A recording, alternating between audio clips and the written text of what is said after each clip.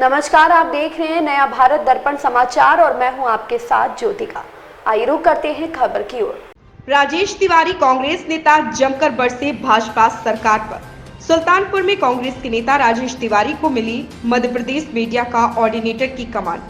आगामी लोकसभा चुनाव को लेकर कांग्रेस ने पीसीसी सदस्य एवं कांग्रेस नेता राजेश तिवारी को AICC media coordinator Madhya Pradesh का प्रभारी बनाकर जिम्मेदारी सौंपी है। राष्ट्रीय प्रवक्ता पवन खेड़ा ने पत्र जारी कर कांग्रेस नेता राजेश तिवारी को मध्य प्रदेश का प्रभारी एआईसीसी मीडिया कोऑर्डिनेटर मनोनीत किया।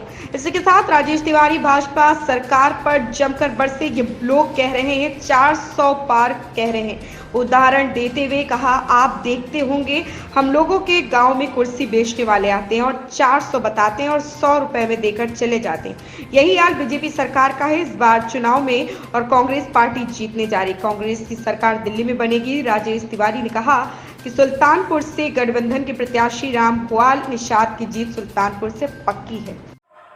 सर, देखा जाए बीजेपी वाले कह रहे हैं इस बार तो 400 पार। हरकेश भाई, हमारे यहाँ के गांव में लोग कुर्सी उर्सी बेचने आते हैं प्लास्टिक वाली। पहले 400 भी कहते हैं, लेकिन जब आप उनसे बात करें थोड़ी देर में 100 से 150 बीच में देके चले जाते हैं। तो इनके 400 पार का नारा भी पहले चरण में अभी ये 250 पे आ गए हैं। जब चुनाव के लास्ट चरण हो जाएंगे, आप ये भी देख लीजिएगा कि 100 से 150 के बीच में इनकी सीटें रहेंगी। हमारे नेता राहुल गांधी ने कहा कि 150 से ज्यादा नहीं जाने वाले। और भारतीय राजनीति में अगर कोई राजनीतिक ज्योतिषी है तो पंडित राहुल गांधी है। जो उन्होंने कहा आज तक सत्य हुआ। अगर वो कह रहे हैं कि 150 से ज्यादा बीजेपी नहीं जाएगी तो नहीं जाएगी।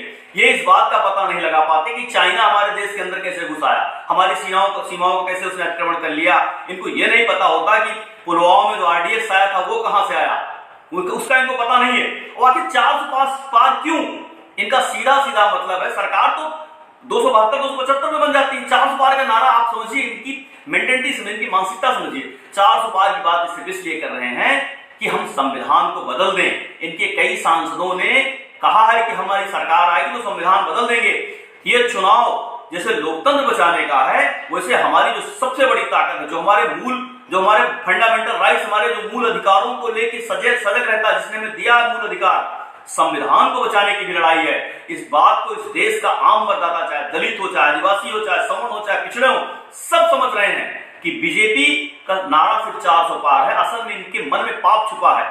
मैं आपको फिर बता दूं, 150 सीट से ज्यादा नहीं जाने वाले।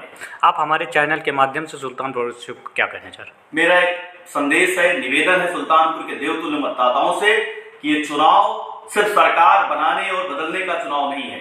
ये चुनाव किसी को हराने या जिताने का चुनाव नहीं है।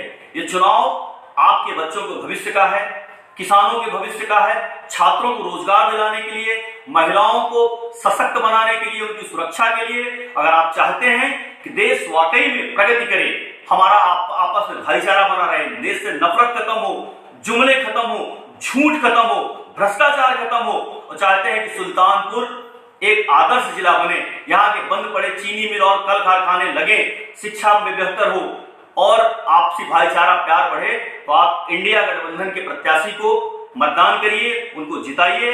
ये हमारा वादा है आपसे। अगर इंडिया गठबंधन का प्रत्याशी जीतता है तो एक बेहतर सुल्तानपुर देने का हम प्रयास करेंगे। यही मेरी आपसे अनुरोध है। धन्यवाद। इस खबर में बस इतना ही। बने रहिए नया भारत दर्पण समाचार के साथ।